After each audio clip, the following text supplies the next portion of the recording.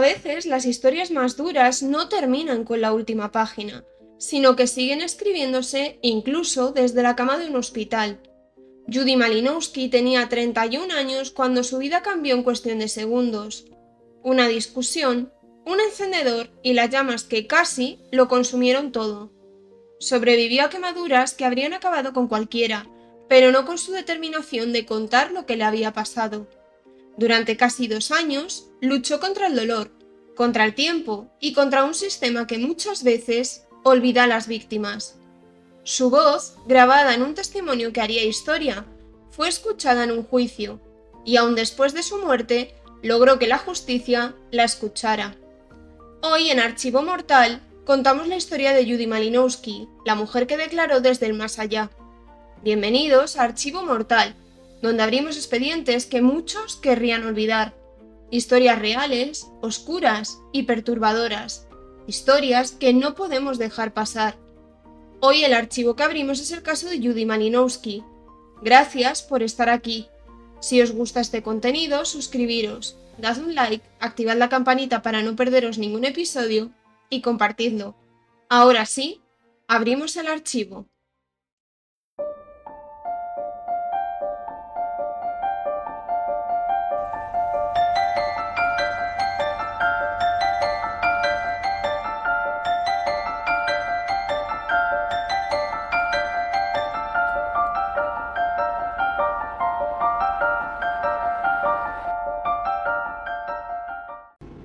Este episodio aborda un caso extremadamente violento y sensible. Te pido que lo escuches con calma y sobre todo con el respeto que merece su protagonista. Judy Malinowski nació el 26 de agosto de 1983 y se crió en Columbus, la capital del estado de Ohio, aunque posteriormente se trasladaría a Gahanna, muy próximo a la capital. Tenía una hermana y un hermano, siendo nuestra protagonista la mayor de los tres. Su hermano tiene síndrome de Down y Judy estaba muy unida a él. Judy se hizo animadora de fútbol americano y llegó a ganar concursos de belleza, coronándose como Miss New Albany y reina del baile de bienvenida. Se graduó en la escuela secundaria de New Albany en la generación de 2001 y posteriormente continuó sus estudios en la Universidad Estatal de Ohio. Su sueño era ser profesora de un colegio y llevar una vida completamente normal, nada ostentosa. Siempre dijo a su madre que quería casarse con un hombre amoroso y tener 2 hijos. Judy admiraba mucho a su madre, Bonnie, que a la vez era su mejor amiga, y siempre deseó tener algo similar con sus propios hijos en un futuro. Con 21 años, Judy tuvo a su primera hija, Caitlin, y 3 años después nacería Madison, su segunda hija. No se conocen muchos datos al respecto del padre de las niñas, pero aún así vivían felices. A los 27 años, Judy era una madre soltera pero logró salir adelante gracias a su familia. Bonnie siempre fue un pilar fundamental para su hija. En un momento determinado, Judy conoció a Michael Slager a través de Facebook, ya que tenían amigos en común. Poco a poco fueron cogiendo confianza hasta formalizar su relación. Michael es un hombre alto, fuerte, con la cabeza afeitada y con muchos tatuajes por todo el cuerpo. Bonnie le decía a Judy que parecía un exconvicto y ella se reía diciéndole que no hay que juzgar las apariencias, que muchas veces engañan. Sin embargo, en esta ocasión la apariencia no engañaba. Más adelante entenderéis por qué. Michael llegó a decir a Bonnie que era un hombre normal y corriente y que no se influenciase por su aspecto físico. La madre de Judy llegó incluso a sentirse mal por haberle juzgado sin conocerle. Teniendo dicha edad, con 27 años, a Judy le diagnosticaron cáncer de ovario, por lo que tuvo que someterse a una histerectomía completa, lo que supone la extirpación del útero y del cuello uterino. Tuvo una recuperación muy dolorosa y los médicos le recetaron calmantes fuertes como oxicodona. Tras esto, Judy se hizo adicta a medicamentos como las benzodiazepinas. Sin embargo, sabiendo que no podía seguir así por el bien de sus hijas, la mujer decidió ingresar en una clínica de desintoxicación. Michael no apoyaba que intentase luchar contra la adicción y la introdujo en un mundo mucho más oscuro, hasta el punto de que Judy se enganchó a la heroína. Su adicción se apoderó completamente de su vida. En este momento, Bonnie tuvo que hacerse cargo de sus nietas. Judy perdió su trabajo, a sus hijas, y llegó a mendigar y dormir en la calle cuando se quedó sin dinero. Iba siempre con la misma ropa y drogada, hasta el punto de que no se la reconocía. La pareja consumía, pasaba las noches bajo puentes de Ohio o en moteles rodeados de basura, aunque ninguno de los dos trabajaba. Bonnie a veces no sabía nada de su hija, sin saber si seguía viva o muerta. Michael comenzó a ser violento con Judy, que sufría maltrato psicológico y físico. Aunque el hombre estaba también enganchado a las sustancias, no tenía una adicción tan grande como la de Judy. De hecho, él la controlaba a través de la droga. Ambos se denunciaron mutuamente.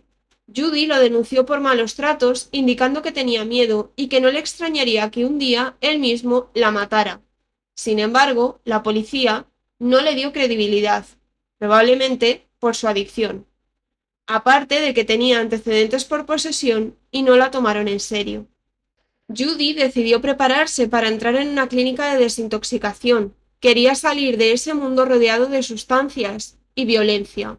Pero Michael no quería permitir eso, porque probablemente era sinónimo de perderla y no podía tolerarlo.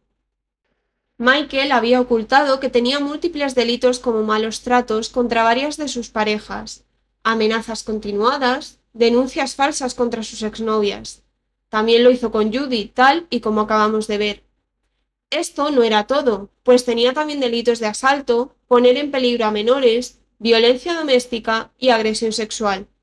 Por todo esto, había cumplido condena en multitud de ocasiones. La madre de Judy, Bonnie, lo había calado desde un principio, pero desgraciadamente de poco sirvió. Nos situamos entonces en el día de los hechos, el 2 de agosto de 2015. Como ya hemos mencionado anteriormente, esta información es bastante sensible y dura de escuchar. Judy había recibido respuesta por parte de una clínica de rehabilitación en Parkland, confirmando que tenían una cama disponible. Cuando comunicó a Michael que iba a ingresar porque si no la cama iría para otra persona, Michael le pidió acercarla a la clínica él mismo en su camioneta estilo pick-up. Durante el trayecto, no sabemos el motivo concreto porque ninguno de los dos lo confirmó, comenzaron una acalorada discusión.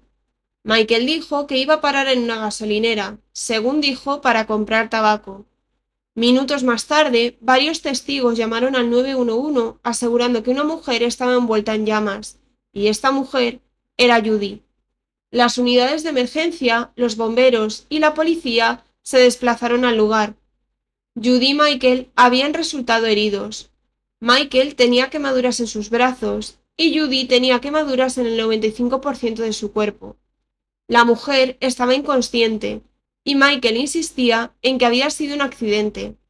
Los dos fueron trasladados al hospital y avisaron a Bonnie para que acudiera de inmediato porque no sabían siquiera si su hija iba a sobrevivir. En el hospital, Judy fue inducida a coma, algo habitual en pacientes con quemaduras tan graves. A su vez, Michael estaba siendo atendido en el mismo hospital, manteniendo su declaración de que todo había sido un accidente. Sin embargo, la policía había recogido las grabaciones de seguridad de la gasolinera y se veía parte de lo que había sucedido. En ellas se puede observar cómo la pareja llega a la gasolinera, discuten, Judy se baja del vehículo y le arroja a Michael un refresco.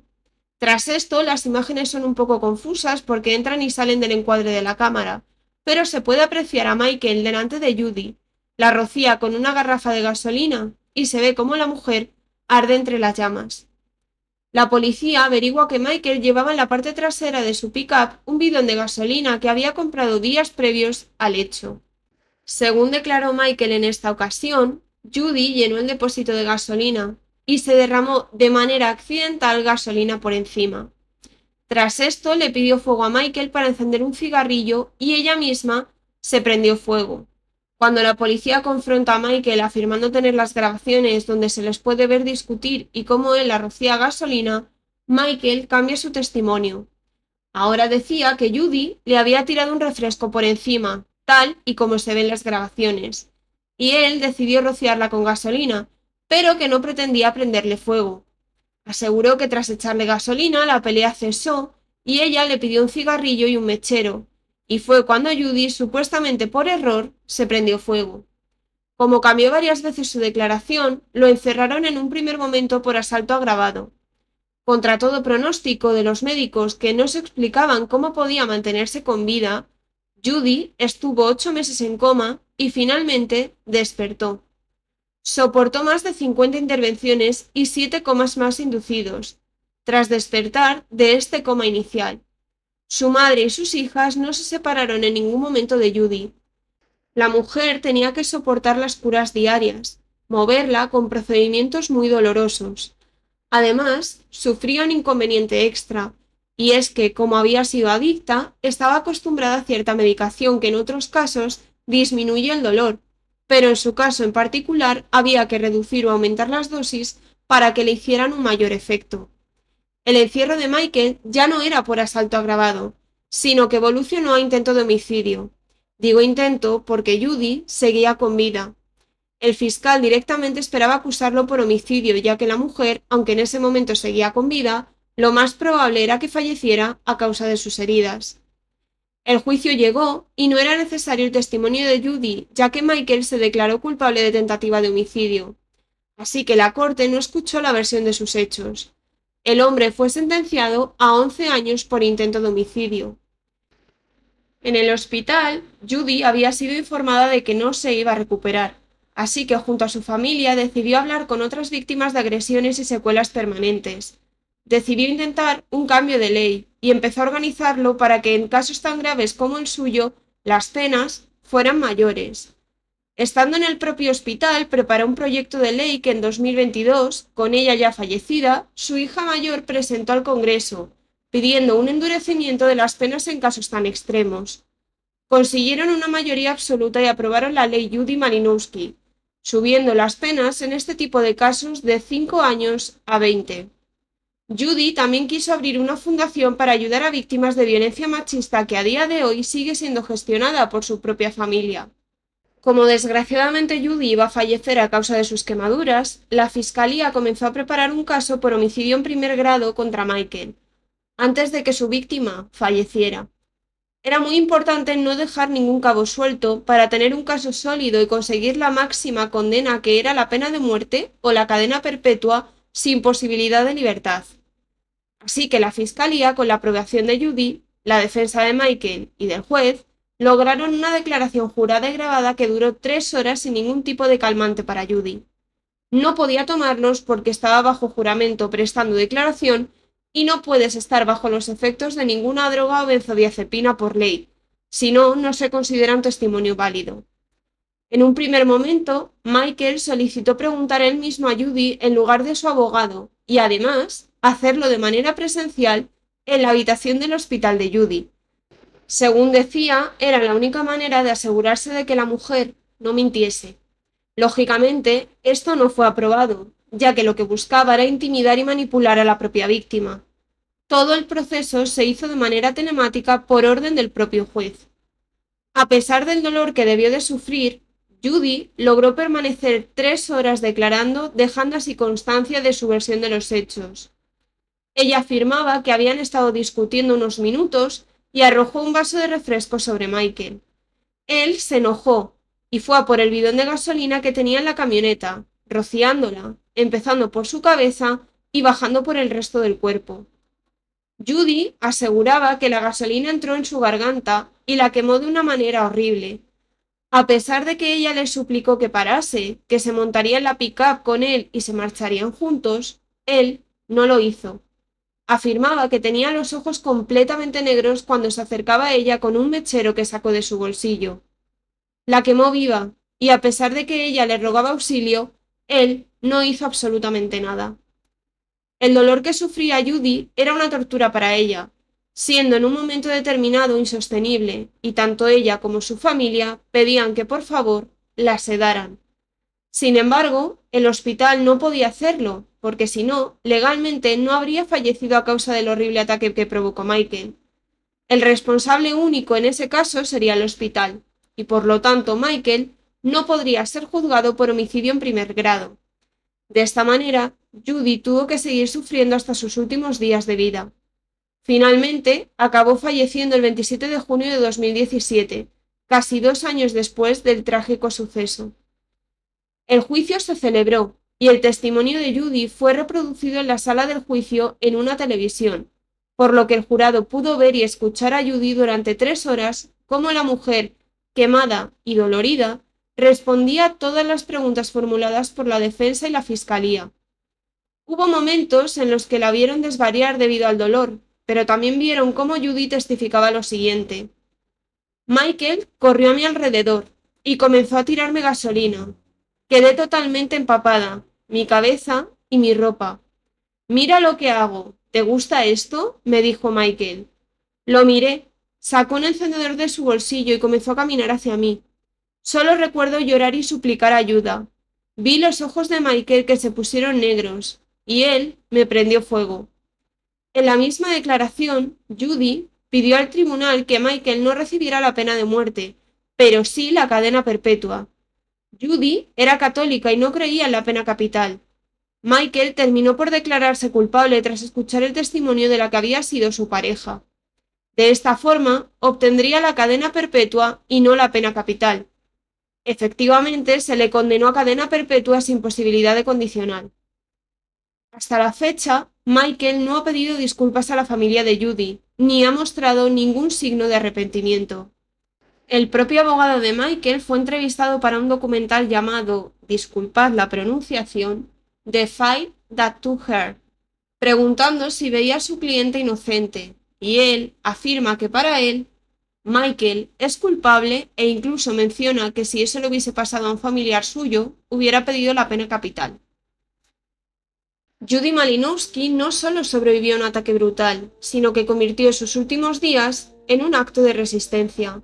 Su testimonio, grabado desde una cama de hospital, no solo llevó a su agresor a enfrentar la justicia, sino que también inspiró un cambio en la ley, para que ninguna víctima como ella quedara sin voz. Hoy su historia sigue viva, no como la de una mujer que fue silenciada, sino como la de una mujer que incluso en el dolor más extremo encontró la manera de ser escuchada. Y tal vez ese sea el mayor legado que nos deja, recordar que la voz de una víctima puede resonar más allá de la vida, y que la verdad, cuando se dice, puede cambiar leyes, conciencias y destinos.